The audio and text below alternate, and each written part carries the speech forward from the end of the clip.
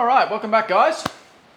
This is volume 3 of using protective gear for pressure testing your self-defense system. So please make sure you have a look at the previous volumes because it is a continuation.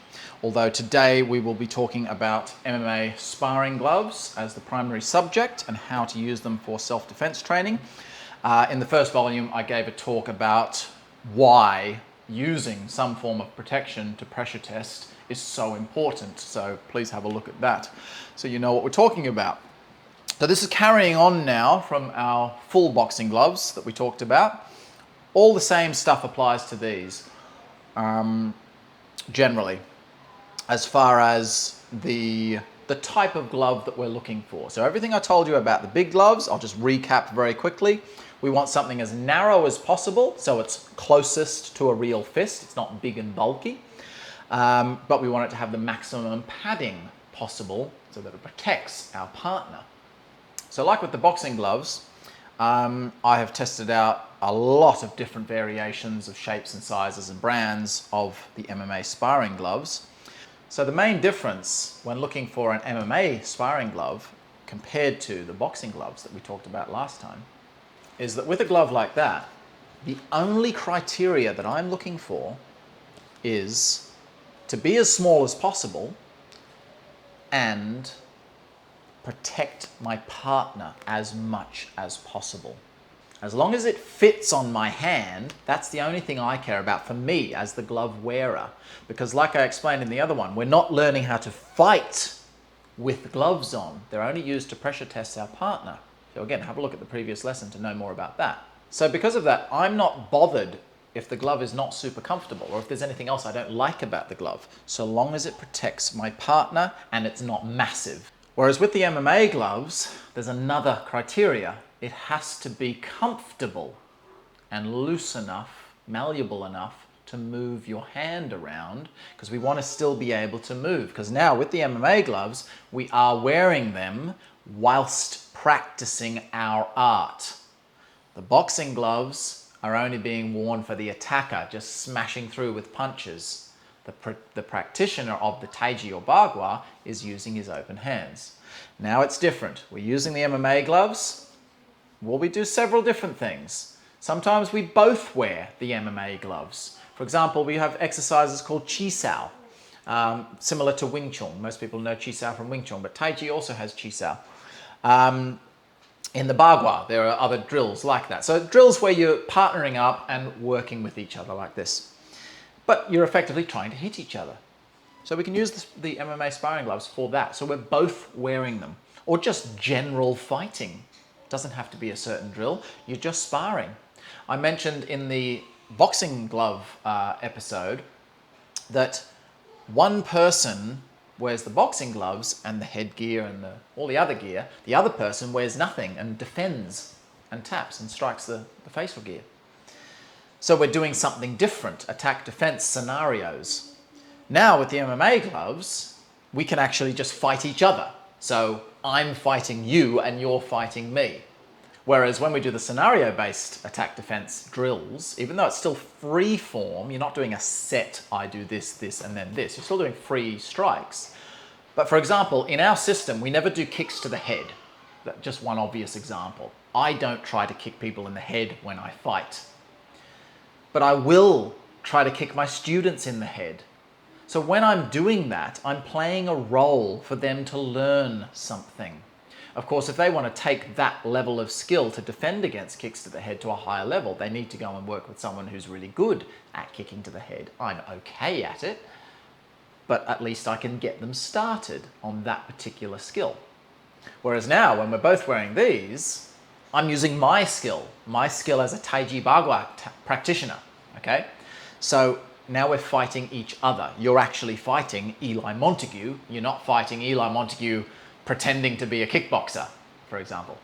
So we need the gloves to be comfortable. They don't want to not restrict the hand. So the two things I'm going to show you with these different gloves that I've got are those 2 points. So the main 2 gloves I'm going to be talking about today are this one here, the Fairtex Super Sparring Glove. Very, very nice glove. I like it a lot, but there is one negative which makes me not like it. And the Venom Challenger 3.0 sparring glove. I'll just mention the other gloves just quickly. So I do also have the Booster sparring glove. It's quite a good glove. It's a cheap glove, pretty good, but the padding on it is just not anywhere near in the same realm. So I don't like it for that reason. It's not protective enough. I got a set of these. I've got a few other ones that I've had but sent back, so I don't have them anymore. So I'll just talk about the ones that I actually have here. These ones are not bad. These are ring horns. And they've got quite a good thick, dense padding. It's a little bit too dense. It hurts quite a lot when you get punched on the nose. And the glove itself is very stiff. You can't move your hand. So again, I don't like those very much. These are an interesting little one as well. These are karate mitt. They're not actually an MMA glove, but they serve the same purpose. So you can pop those on like that.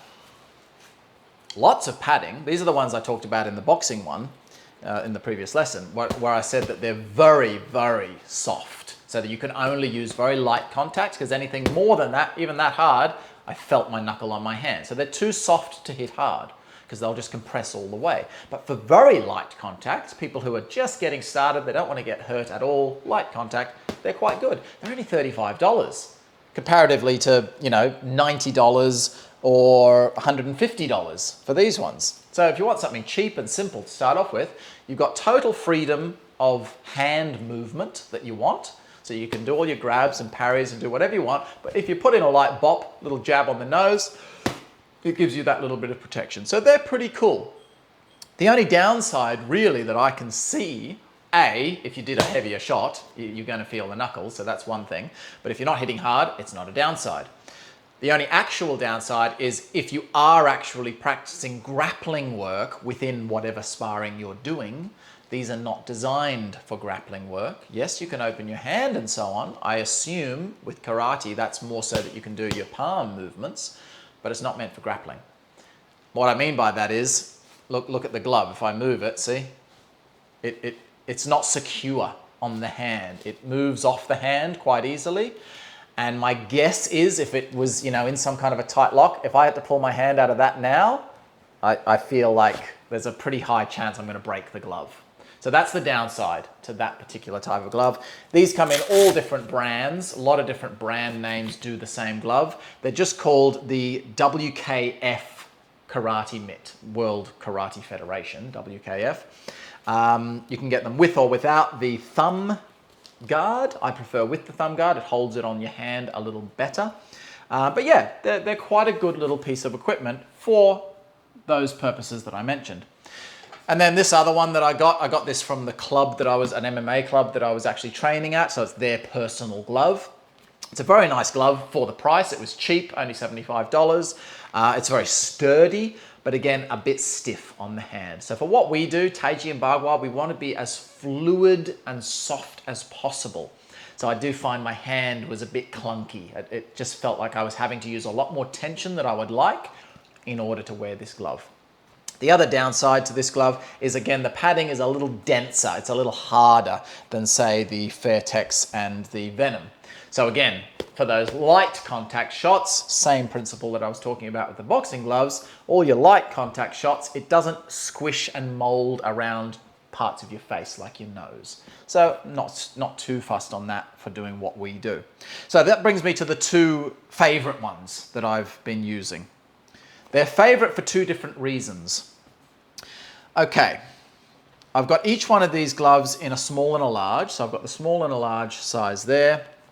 That's not the biggest they do. They do small, medium, large, and extra large. I've got small and large.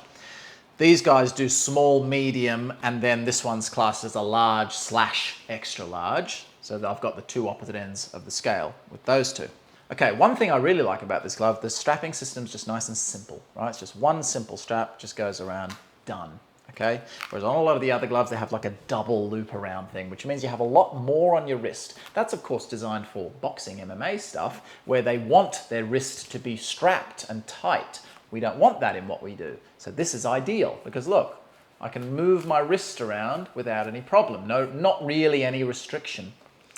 The other benefit of this glove is it's For the amount of padding it has the least restriction in opening and closing your hand. So that's great. It's the most comfortable on my hand. It's fairly low profile, it's not too large, but offers a decent amount of protection. Okay, so I was almost going to choose these, but then I punched myself in the face with this, and then I punched myself in the face with this, and this hurt so much more than this did.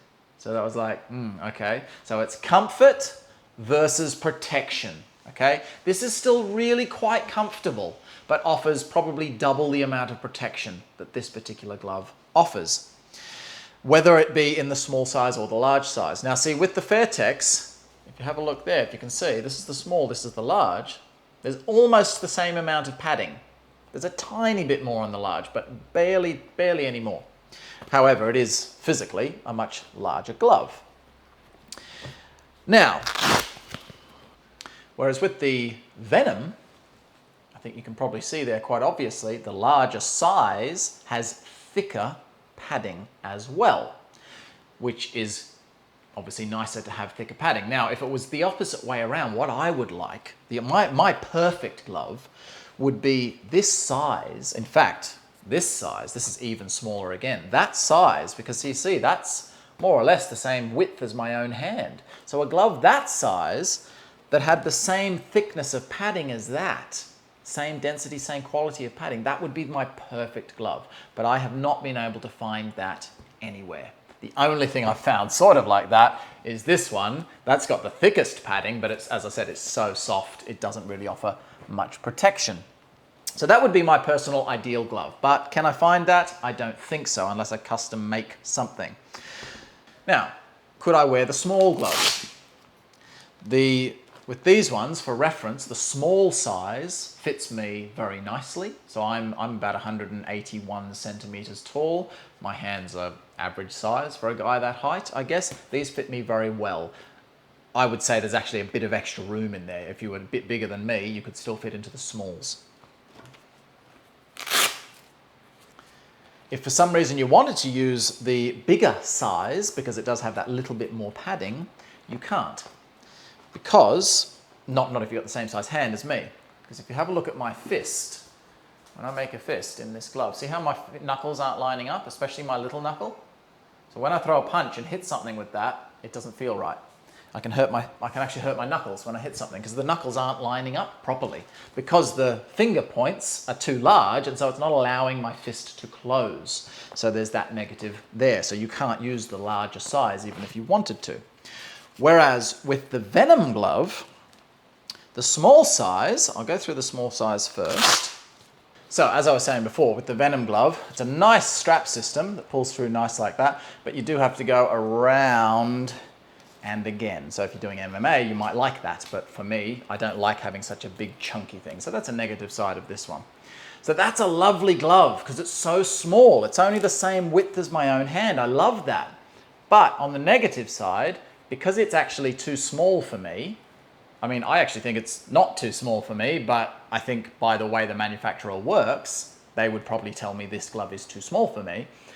It's quite difficult to open up the hand. There's a fair bit of, I mean, I can open up the hand fully, but I find that anything past about that, I've got to use a fair amount of tension to actually open up the hand like that. So effectively, instead of just going boom and grabbing something, you've got to really stretch back in order to open your hand up. So there's too much tension involved in order to open the hand. Plus the other negative side is you don't get as much padding on the top as the large size, so you're going to do them more damage. Now this small size offers more protection as far as getting hit than even the large size of the Fairtex, because the padding on that is thicker. It's not only thicker, I wouldn't actually say it's denser. It doesn't feel harder, but it's springier. It's got this nice spring to it. Whereas the Fairtex ones, it's like, it's a bit dull. So I really find that even the lightest of punches, it squishes all the way down and you get hit by the knuckle. So it's really unfortunate because I find these so much, well, not so much more, but a fair bit more comfortable. So I would go for these even though they're more expensive, but the padding simply isn't good enough. So ultimately, this glove with a little bit thicker padding like the large would be perfect because it's so small. But the negative sides are can't open the hand and not full padding. So we move on to the large size of the Venom Challenger 3.0. Okay, first thing, same problem as the large size in the Fairtex. Look at my knuckles. Look, they're not lined up when I make a fist. So that's not a good fist. I'm going to hurt my hand. But these ones have a party trick. Look, now I'm making a full fist, right? Look, that's lovely. Nice fist.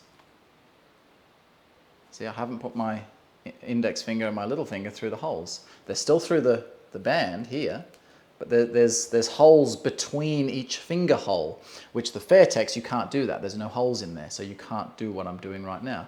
But with it like that, my hand now feels really nice and loose.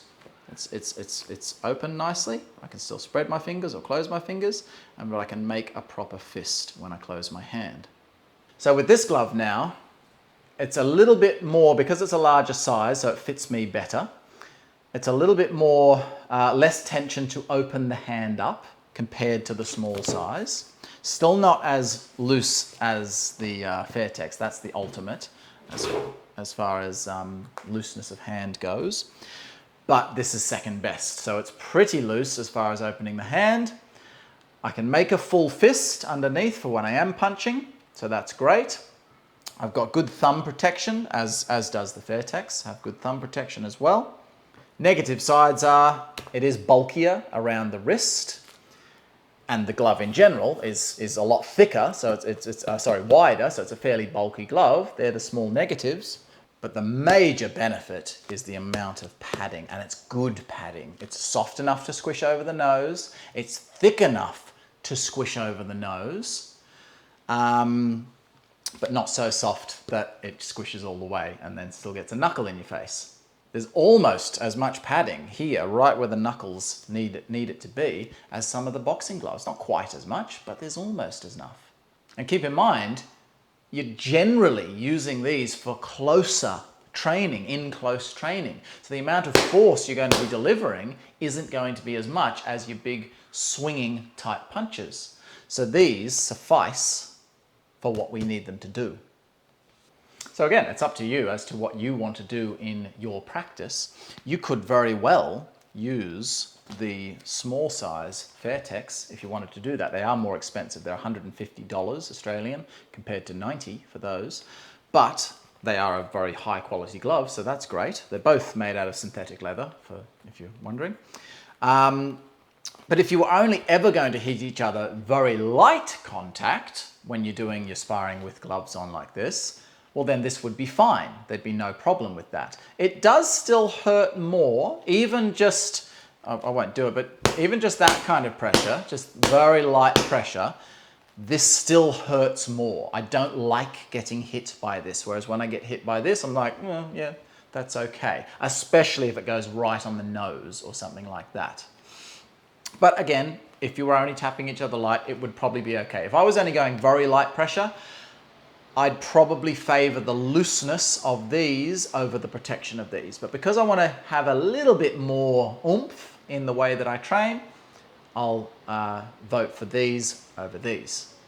Oh, the other thing that we do with these gloves also is in the scenario-based training, where same principle, same kind of scenario base as what we were doing with the boxing gloves, where effectively one person wears nothing and the other person wears all the gear.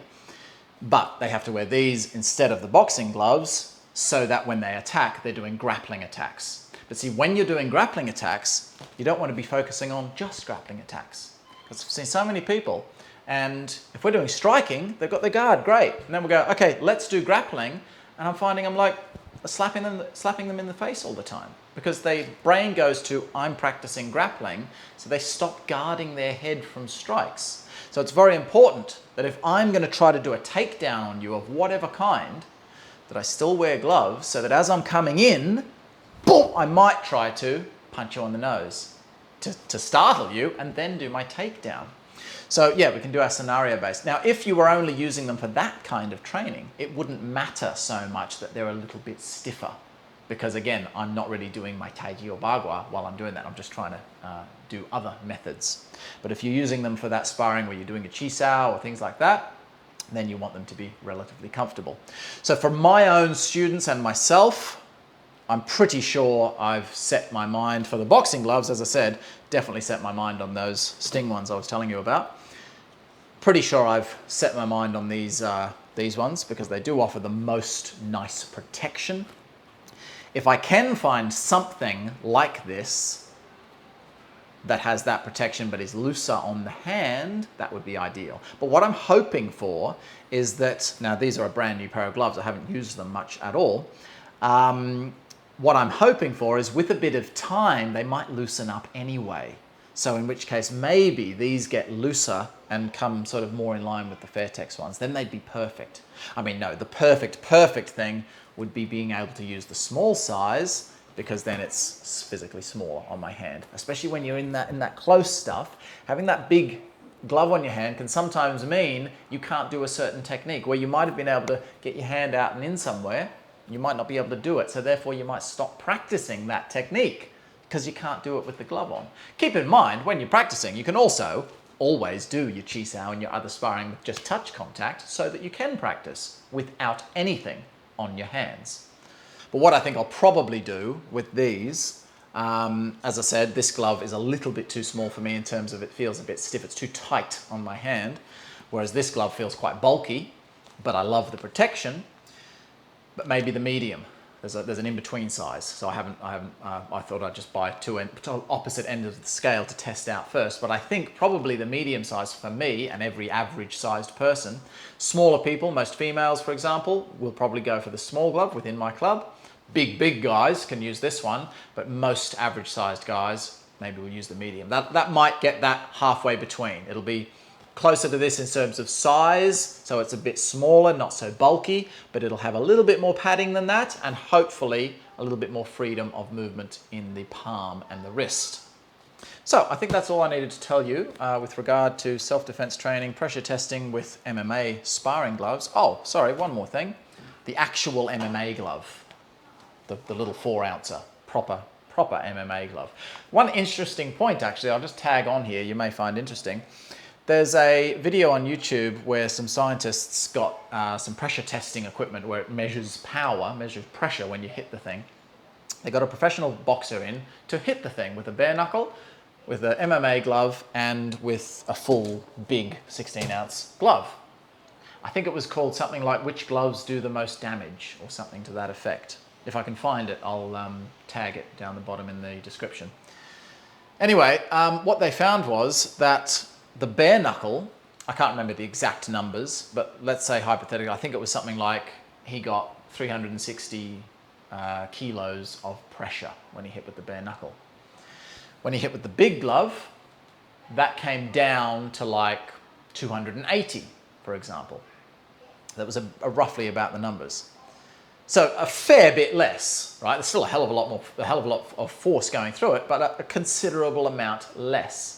Now, please note, that's only under absolute full contact pressure. So for any of those light to medium punches, the boxing glove is going to give you a huge amount more protection compared to the bare fist. What I was telling you in that class about how it slows down the acceleration of your head moving. Whereas under full pressure, the difference is less. But then they went to the MMA glove, and the difference between the MMA glove and the full boxing glove was something like 4 kilos. So it was like 280 versus 276, something to that amount. So it made everyone think like, well, hang on. So this offers just about as much protection as that. Yes, again, only under full contact, because this is a very dense little bit of padding, even though it's only that much. But it won't compress much. Right? So if it's that much, it'll maybe compress to that much under full contact. Whereas that is this much, but it still compresses to that much under full contact. So the difference under a full contact punch is barely anything. But for all those lighter shots, which is 90% of the time, remember, even if you're trying to hit full force, it's unlikely your fist will ever land full force because the guy's head will go with the punch. So you're not actually going to get that full pressure on there most of the time. So therefore, no, yes, technically the video said this gives just as much protection as this, but in reality, this still offers a lot more protection for 99% of strikes. Anyway, when do we use this glove? The only time we use this glove is to test out holes. If you're doing certain types of defensive actions, depending on what type of actions you do, if your block, okay, I'll just give you two obvious examples. If there's a hook, like a big round punch coming in from the side of my head, and my block is to do something like this, a big open type of a movement, it doesn't matter what glove you're wearing because your fist is not coming anywhere near my face when I stop you. So it doesn't make any difference what glove you've got on as to does it work or not. But let's say you're doing a much closer, one of these kind of blocks, yeah?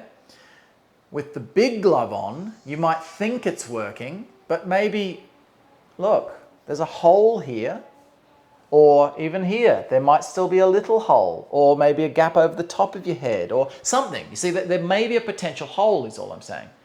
So where the big glove doesn't get through, and you think, great, the technique works really well, but once you think it's working really well, you then pop on the MMA glove to test it out from a hole, not from a pressure point of view, but from a hole point of view. Will that fist go through a gap somewhere? Right, well, I hope you've enjoyed that, guys. I hope that's given you some good insights as to how you should be training with your MMA sparring gloves. As I said, my own students for the WTBA, I think I'll do a little bit more testing for myself, but I'm pretty sure I'm going to be issuing these particular gloves, the Venom gloves, and they will, of course, get the size which is most appropriate for their hand size and their build. All right, so stay tuned for the next episode where we will talk about, I think we're going to do headgear for the next episode. Thanks very much, guys. See you soon.